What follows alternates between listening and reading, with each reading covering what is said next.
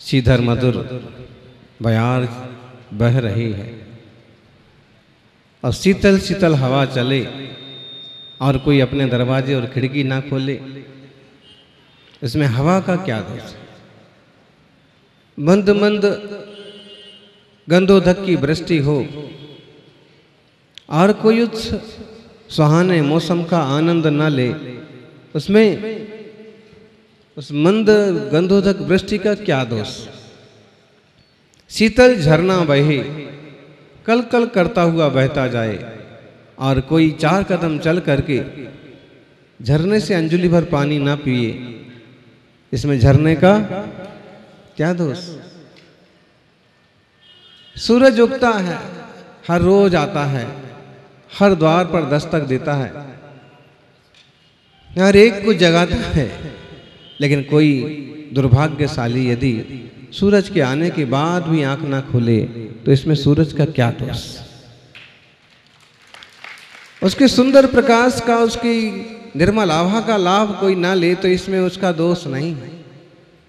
ऐसे ही जिन भगवान का जिनालय बना है और कोई जिनालय जाकर के भक्ति पूजा का लाभ ना ले, इसमें जिनालय का क्या दोष? जिन गंगा का, जिन ध्वनि का, जिन वाणी का निरंतर प्रवाह बह रहा है, मुनिराज निरंतर धर्म का उपदेश दे रहे हैं और कोई ऐसे जिनवाणी के अमृत रस का आस्वादन ना करे, इसमें जिनवाणी का क्या दोष है?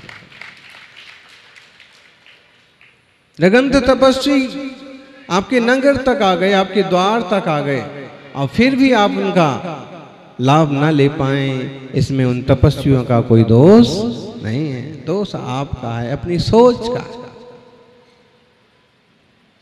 आप देखिएगा, थोड़े से भाग्यशाली होते हैं जो लाभ ले पाते हैं, वरना ढेरों लोग ऐसे होते हैं कि सिर्फ देखते रह जाते हैं, अपने तरह की कल्पना करेंगे, असहयोग का वातावरण बनाएंगे, असहिष्णुता का वातावरण बनाएंगे, खींचतान करने का वातावरण बनाएंगे, कुछ बिगड़ जाए उस टाइप की कोशिश करेंगे, कुछ कम रह जाए उस तरह का माहौल बनाएंगे। ऐसे भी लोग मिलेंगे कि लाभ लेने की बजाय उल्टा नुकसान करने में लगे हैं, और इससे देवशास्त्र गुरु का नुकसान नहीं होता है, नुकसान खुद के परिणाम का होता है।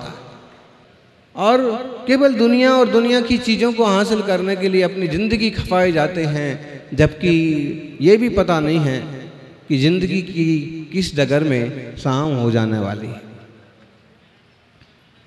उजाले अपनी यादों के हमारे साथ रहने दो। प्रार्थना करना चाहिए भगवान से, गुरुदेव से, उजाले अपनी यादों के हमारे साथ रहने दो। ये लाइट का भरोसा नहीं पड़ता है कि कब अंधेरा हो जाए, और जिंदगी में भी कब अंधेरा हो जाए उसका भी पता नहीं पड़ता है। उजाले अपनी यादों के हमारे साथ रहने दो, न जाने जिंदगी की किस डगर पर शाम हो जाए। और अगर धर्म ध्यान का उजाला रहेगा तो जिंदगी की शाम भी एक नया उजाला लेकर के आएगी। बहुत होता है ऐसा, यहीं की घटना है। एक सज्जन रात्रि को भैयावृत्ति कर रहे थे, 9:30-10 बजे वो भैयावृत्ति करके अपने घर गए, और सुबह किसी ने बताया कि वो भगवान के घर गए। मतलब क्या नाम था?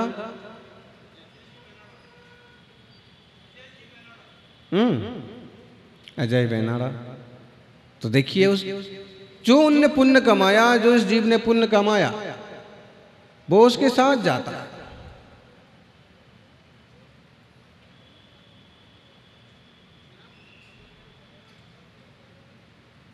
बहुत तेजी से सब कुछ बदलता है। त्रिलोकचंद गोधा कि काका जी एक दिन पहले तो कह रहे थे वो कि उनका तबीयत खराब चल रही है, दूसरे दिन बोले कि वो तो चले भी गए। संसार की नश्वरता का थोड़ा तो विचार होना चाहिए। और अगर हम पर्याय की नश्वरता की तरफ से विचार करेंगे तो निश्चित रूप से जो शाश्वत ध्रुव तत्व को प्राप्त कराने वाला मार्ग है उस मार्ग पर जरूर चलेंगे, जरूर बढ़ेंगे। आचार्य कुंद कुंद देव प्रवचन सार में कहते हैं, गो ज्ञानी मोह छोड़ो, मोह छोड़ो, मोह छूटे तो मोक्ष का मार्ग मिले।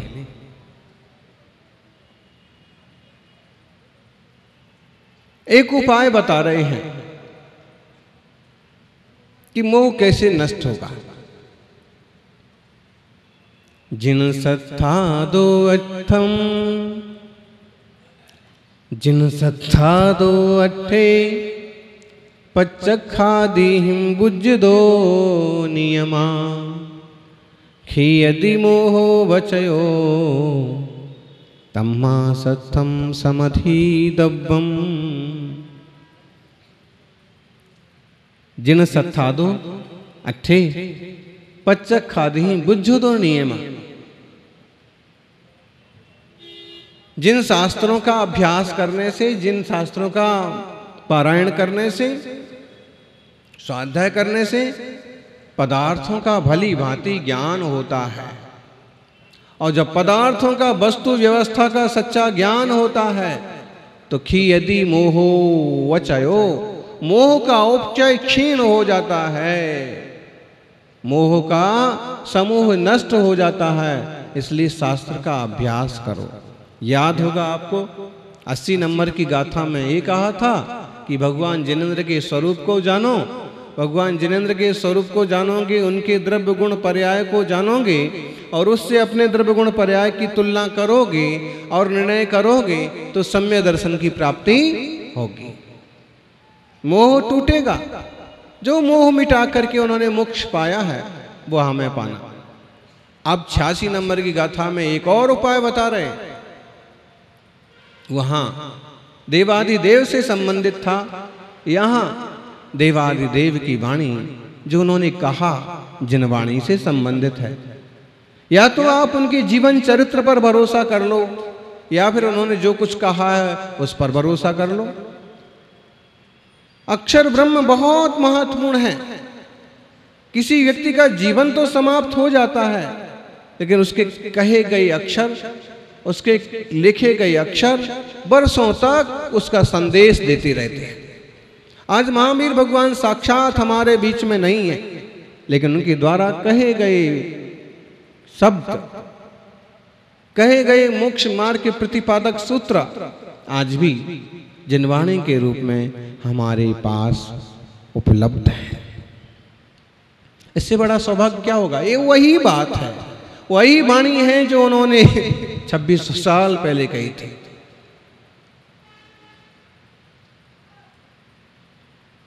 इसलिए कहा है कि जिन भगवान के स्वरूप का निर्णय करो तो तुम्हारे स्वरूप का निर्णय हो जाएगा। और अगर और दूसरा उपाय चाहते हो तो जिन शास्त्र का स्वाध्याय करो, ज्ञानाभ्यास करे मन माही, ताके मोह महात्म नाही। मोह महात्म किसके मन में नहीं होता है? जो ज्ञानाभ्यास करता है। ज्ञानाभ्यास नहीं करेंगे तो रोना ही रोना है। अच्छा हो गया तो खुशियां मनाओगे, बुरा हो गया तो रोना ही रोना है। और विवेक होगा, ज्ञान होगा तो पता चलता है कि संसार में ऐसे ही चलता है। किस किस के लिए रोग, किस किस को याद कीजिए, किस किस को रोइए। बोलिए,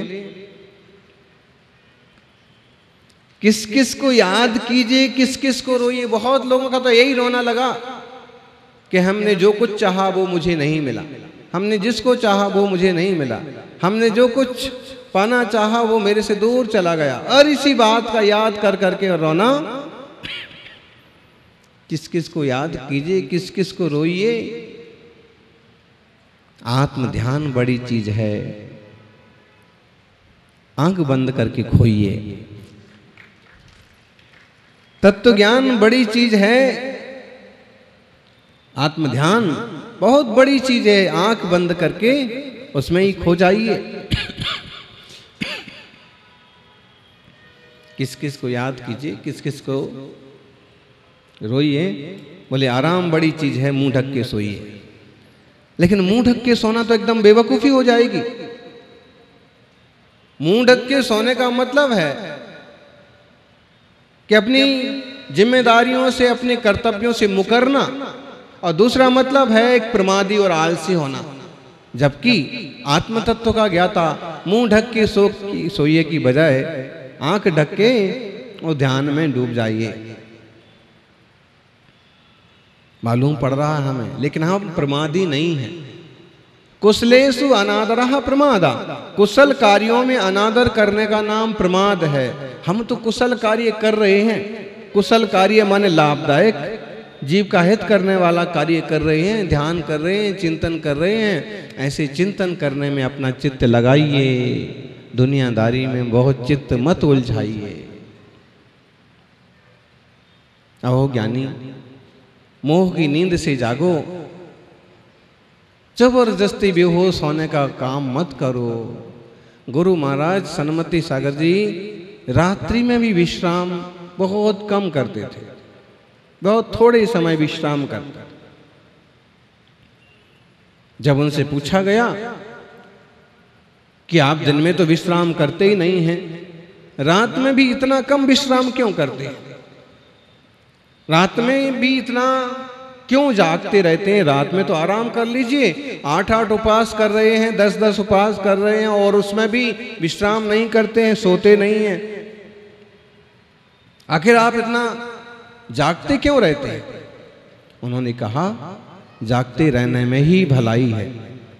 सोने के लिए तो 84 लाख योनियां पड़ी हैं, जागने के लिए केवल एक इंसान का जीवन मिला है। देख लो आप, जानवरों का ज्यादातर टाइम भागने दौड़ने में, आंख बंद करके ऊँघने सोने में जाता। ढेरों इंसान ऐसे हैं कि प्रमादी हैं और सोने सोने में निकल गई सारी जिंदगी। सोते सोते ही निकल गई, खाते खाते ही निकल गई। आपको जयपुर में ऐसे बहुत लोग मिल जाएंगे जिनको सन्मति समोषण का इसका रास्ता मालूम हो ना हो, लेकिन उनको भोजनशाला का रास्ता जरूर मालूम है। बहुत लोग मिल जाएंगे आप, खाते खाते ही निकल गई सारी जिंदगी। ये नहीं कि कम से कम अब जो कुछ आम लोगों में चल रहा है वो तो चल ही रहा है, कुछ हटके करिए, कुछ अच्छा करिए। जिनवाणी का स्वाध्याय चल रहा है, बैठ के सुनिए, क्योंकि इससे मोह का क्षय होता है। कि यदि मोह बच्यो तम्मा सत्थम समधितव्यम, सम अधितव्यम, अच्छी तरह से अभ्यास करना चाहिए। ज्ञानी एक शब्द बहुत प्रचलित, स्वाध्याय। स्वाध्याय का मतलब क्या? स्वाध्याय मतलब स्व का अध्ययन करना, स्वयं को जानना। क्या कर रहे हो? बोले स्वाध्याय कर रहे हैं। स्वाध्याय कर रहे हो, अच्छी बात, लेकिन केवल किताब पढ़ने का नाम स्वाध्याय नहीं है। आजकल तो स्वाध्याय के बहुत तरीके हो गए। लोग टीवी चालू कर लेते हैं और उस पर प्रवचन सुने तो एक बार मान लें कि हाँ स्वाध्याय कर रहे हैं, लेकिन कोई भी सीरियल देखें और बोलेंगे स्वाध्याय चल रहा है। कैसे स्वाध्याय चल रहा है? इसमें से भी हम तत्व ज्ञान ग्रहण कर लेते हैं ना, इसलिए हमारे लिए स्वाध्याय है। ज्ञानी आधुनिक साधनों से जो कुछ आ रहा है उसमें भटकने के चांस ज्यादा है। हो सकता है कि आप सीरियल में से भी अच्छी बात सीख लो, लेकिन अच्छी बातें कम सीखी जाती हैं और बुरी बातें आज आप देख लो, आश्चर्य होता है। हम लोग जहां पहले 10 साल पहले गए थे, 15 साल पहले गए थे, और वहां देखा कि लोगों का आचार विचार पहनावा एकदम बढ़िया है। और अब वही लोग यहां दर्शन करने आ रहे एकदम झामकझोल बन के। पहनावा भी बदल गया, चाल ढाल भी बदल गई, और जो अम्मा तब मां की तरह दिखती थी अब वो एकदम युवा दिखने लगे। गजब हो गया, चमत्कार हो रहा कि नहीं हो रहा? मतलब क्या हो गया? मतलब वो कोई जीवन वापस नहीं आ रहा, युवावस्था वापस नहीं आ रही है, अपितु इनका फैशन परस्ती, इनका बहिरंग रुचि कि मतलब जो रुचि धर्म ध्यान की थी वो आज दुनियादारी की हो गई। जितना समय देवसात गुरु की आराधना में जा रहा था, चौका करके पड़गाहन करने की तैयारी में जा रहा था, वो आज का अधिकतम समय जा रहा है शरीर के श्रृंगार में।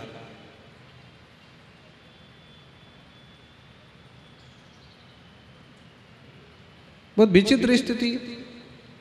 समय का सदुपयोग करिए, यानी समय का मतलब आत्मा, स्वाध्याय मतलब स्वयं का अध्यात्म।